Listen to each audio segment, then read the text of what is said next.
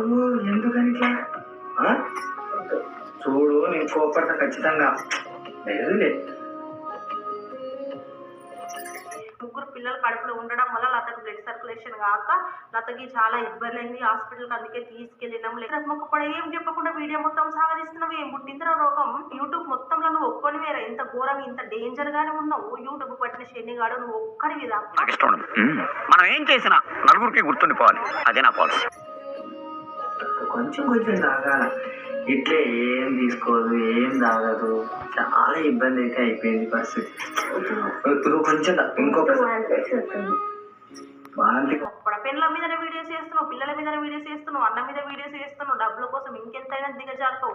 Last కి డబ్బులు నాకెవడైనా ఒకటే, నువ్వు డబ్బులు ఈ నేమ్ అంటే వేసేస్తా. వస్తాదంట ఇంకా 2-3 days దాకా.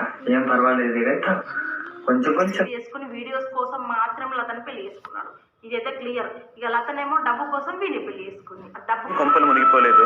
ఈ లైఫ్ అనే 80 years 70 years ఉంటుంది కదా, రెంట్కి వచ్చినాం. ఎట్లయినా చచ్చిపోతాం, ఏం చేసినా చచ్చిపోతాం. అండ్ మా తమ్ముడు